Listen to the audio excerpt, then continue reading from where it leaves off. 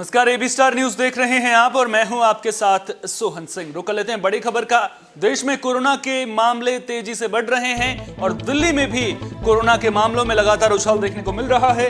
इस बीच बड़ी खबर आ रही है, दिल्ली एम्स निदेशक कार्यालय के सभी कर्मचारी कोरोना पॉजिटिव पाए गए हैं। दिल्ली एम्स में इसके बाद रूटीन भर्ती पर रोक लगा दी गई है। इसके अलावा दिल्ली एम्स में गैर जरूरी सेवा जो सर्जरी है उसको भी बंद कर दिया गया है। तो बड़ी खबर दिल्ली एम्स से सामने आ रही है, जहां पर एम्स डायरेक्टर कार्यालय के सभी कर्मचारी कोरोना पॉजिटिव पाए गए हैं। दिल्ली एम्स में इसके बाद रूटीन भर्ती पर रोक लगा दी गई है। साथ ही साथ जो गैर जरूरी सर्जरी है उसको भी फिलहाल के लिए बंद कर दिया गया है। तो बड़ी खबर, लगातार देश में कोरोना के मामले तेजी से बढ़ रहे हैं और इस बीच जो एम्स से खबर सामने आ रही है वो कहीं ना कहीं सरदर्दी बढ़ाने वाली है, क्योंकि अगर एम्स डायरेक्टर ऑफिस के सभी कर्मचारी कोरोना पॉजिटिव होते हैं, उसके बाद अगर दिल्ली एम्स के डॉक्टर्स इससे संक्रमित होते हैं तो फिर कहीं ना कहीं इसका सीधा असर ना सिर्फ जिन मरीजों का अस्पताल में इलाज हो रहा है उनके इलाज पर पड़ेगा, बल्कि कोरोना से जंग जो हमारे फ्रंट लाइन वॉरियर्स लड़ रहे हैं, अगर वो पॉजिटिव होंगे तो फिर कहीं ना कहीं सवाल कई सारे मन में खड़े जरूर होंगे और इन सवालों का जवाब तलाशने की कोशिश करेंगे। फिलिक्स के डायरेक्टर डॉक्टर डीके गुप्ता हमारे साथ में जुड़ रहे हैं। डॉक्टर डीके गुप्ता, बहुत बहुत स्वागत है आपका एबी स्टार न्यूज पर। जी नमस्कार जी। डॉक्टर साहब, सबसे पहले तो मैं आपसे ये समझना चाहूंगा कि जिस तरह से कोरोना के मामले बढ़ रहे हैं, आज 1 लाख को पार कर गए हैं और इस बीच दिल्ली एम्स डायरेक्टर ऑफिस के सभी कर्मचारी कोरोना पॉजिटिव पाए गए हैं और आप देख ही रहे होंगे कि किस तरह से लगातार जो डॉक्टर्स हैं वो संक्रमित हो रहे हैं और सबसे ज्यादा असर मुंबई, पटना, दिल्ली में देखने को मिल रहा है। ये कितनी बड़ी सरदर्दी बढ़ाने वाला है, क्योंकि जो फ्रंटलाइन वॉरियर्स हैं अगर वो ही संक्रमित होंगे तो कहीं ना कहीं जो इस मामले की गंभीरता है और जिस तरह से संक्रमण तेजी से फैल रहा है तो उसमें कहीं ना कहीं उछाल और भी देखने को मिलेगा फिर इसके बाद। बिल्कुल ठीक कह रहे हैं। जो भी फ्रंट लाइन वर्कर्स होते हैं वो हाई रिस्क होते हैं, उनका एक्सपोजर बहुत हाई होता है। तो इसलिए जितने भी हाई रिस्क एरियाज हैं, चाहे वो पुलिस का हो, प्रशासन का हो, हॉस्पिटल्स का हो, वहाँ पे इन्फेक्शन कंट्रोल की स्ट्रिक्ट गाइडलाइंस को इम्प्लीमेंट करना चाहिए। वहाँ पे एग्जिट और एंट्री अलग होनी चाहिए, सबकी थर्मल स्क्रीनिंग होनी चाहिए। जिसको भी फीवर के सिम्टम है उनको फीवर क्लिनिक सेपरेट बनाना चाहिए, वहाँ पे स्क्रीनिंग करनी चाहिए। अगर किसी को सिम्टम आ रहे हैं तो पहले उसका टेस्ट करना चाहिए, एंटीजन टेस्ट या आरटीपीसीआर करना चाहिए, उसके बाद इसको अंदर एंट्री देनी चाहिए। अदरवाइज क्या होगा, ये मिक्सिंग होगी और मिक्सिंग होने से केसेस बढ़ेंगे और जो लोग फ्रंट लाइन वर्कर्स हैं वो इन्फेक्शन ज्यादा होंगे, खास करके इमरजेंसी में, फ्रंट ऑफिस में, ऐसे एरिया जहाँ पे बहुत सारे लोग बिना किसी स्क्रीनिंग के जब पहुंच जाते हैं तो वो दूसरे को लोगों को इन्फेक्ट कर सकते हैं। तो कहीं ना कहीं इस समय जरूरत है कि स्क्रीनिंग प्रक्रिया को तेज किया जाए, इन्फेक्शन कंट्रोल को और अच्छा किया जाए। और तीसरा जो बूस्टर डोज है वो जल्दी से जल्दी चालू किया जाए। 10 तारीख से चालू होने वाली है, उसमें सब लोग, मैं फिर रिक्वेस्ट करूंगा जिन लोगों ने बूस्टर डोज नहीं ली, हेल्थ केयर वर्कर्स ने, फ्रंटलाइन वर्कर्स ने, तो तुरंत बूस्टर डोज जरूर लगवाएं। अच्छा, जो डॉक्टर्स के इतने सारे मामले लगातार सामने आ रहे हैं, क्या इसके पीछे एक वजह ये भी है कि जो ये ओमिक्रॉन वेरिएंट है वो ज्यादा संक्रामक है? ये भी एक वजह मानते हैं आप? क्योंकि बिल्कुल ये बहुत बड़ी वजह है कि ओमिक्रॉन जो 4 से 6 गुना तेजी से फैल रहा है। और डॉक्टर नॉर्मली क्या होता है कि बहुत सारे पेशेंट ऐसे होते हैं जो एसिम्प्टोमेटिक होते हैं, माइल्ड सिम्प्टोमेटिक होते हैं, जो सिम्प्टोमेटिक भी होते हैं वो भी ओपीडी में आते हैं, बिना टेस्ट कराए जाते हैं तो उनको पता नहीं होता है। तो उस समय डॉक्टर्स हैं, नर्सेस हैं, जो हॉस्पिटल का दूसरा स्टाफ है, ये लोग थोड़ा हाई रिस्क होते हैं, उनको चांसेस ज्यादा होते हैं। अच्छा, एक और अहम जानकारी चाहूंगा। दरअसल जीनोम सीक्वेंसिंग की बात करते हैं, लेकिन उसकी लैब्स की अगर बात करें तो भारत में 40 से भी कम है, दिल्ली में केवल 2 हैं। तो ऐसे में फिर कहीं ना कहीं वक्त लगेगा। फिर अगर वक्त लगेगा, संक्रामक ज्यादा है तो ऐसे में तो केसेस और ज्यादा बढ़ेंगे। तो इसको लेकर के भी तो कुछ कदम उठाने की जरूरत है। जितने भी केसेस आ रहे हैं मैक्सिमम ओमिक्रॉन ही होंगे। ठीक है, कम्युनिटी स्प्रेड चल रहा है इस समय, पहुंच चुके हैं हम लोग।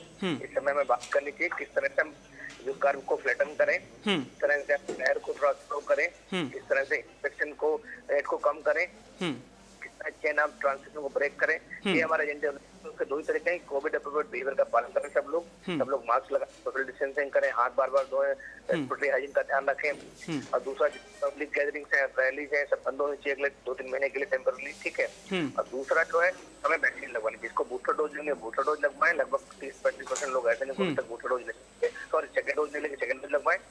और जिनको फर्स्ट डोज नहीं लगी, 10% लोग ऐसे जिनको फर्स्ट डोज नहीं लगी, वो अपने फर्स्ट डोज लगवाएं। लोग एलिजिबल है बूस्टर डोज के लिए, जो बच्चे हैं अच्छा, वैक्सीनेशन को लेकर के आप जानकारी दे रहे हैं, लेकिन वैक्सीनेशन को लेकर के भी लोगों के मन में कई तरह के सवाल उठ रहे हैं, क्योंकि दो वैक्सीन लगवाने के बाद भी लोग पॉजिटिव हो जा रहे हैं। तो ऐसे में लोगों के मन में सवाल तो उठ रहे हैं। साथ ही साथ बच्चों के वैक्सीनेशन को लेकर के एक और जानकारी आपसे चाहूंगा कि दरअसल जिन बच्चों को कोई भी दिक्कत है, चाहे आप सांस लेने में दिक्कत हो या फिर दिल की कोई बीमारी हो, तो क्या ऐसे बच्चों को भी सीधे वैक्सीनेशन सेंटर पर जाना सही रहेगा या फिर पहले डॉक्टर्स की सलाह लें?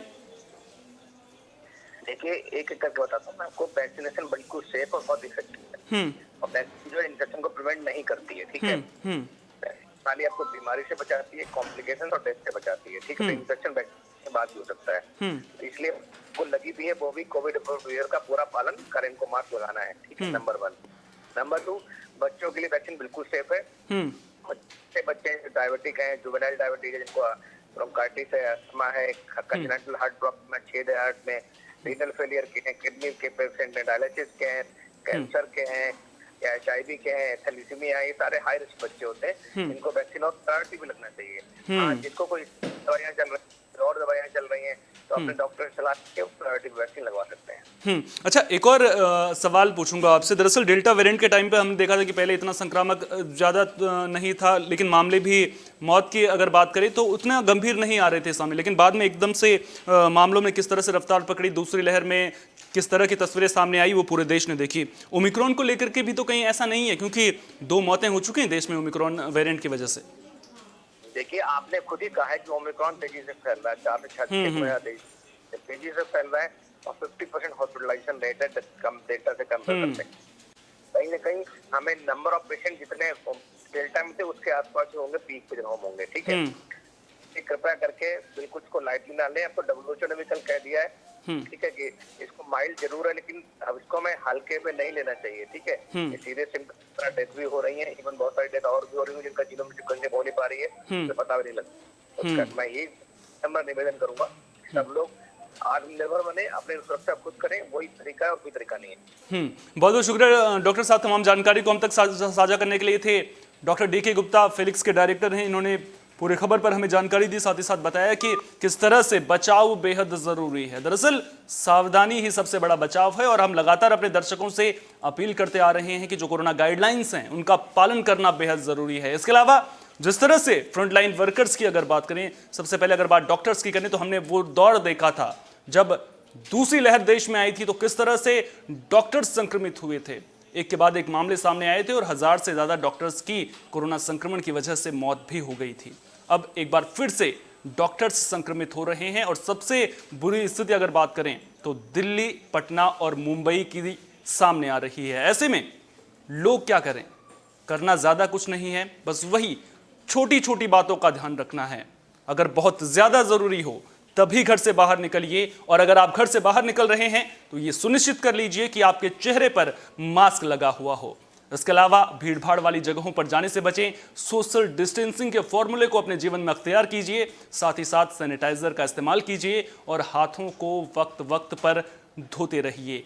ये वो छोटी छोटी बातें हैं जिनके जरिए आप कोरोना के खिलाफ जंग में एक सच्चे सिपाही बनकर सामने आ सकते हैं, सरकार का साथ दे सकते हैं। केवल सरकार पर डिपेंडेंट होकर कुछ नहीं होगा, आपको भी अपनी जिम्मेदारियां समझनी होंगी। अपना बहुत बहुत ख्याल रखिए, और देश और दुनिया की तमाम अहम खबरों के लिए देखते रहिए बी स्टार न्यूज़, क्योंकि यहां पर खबरों का सिलसिला कभी नहीं थमता।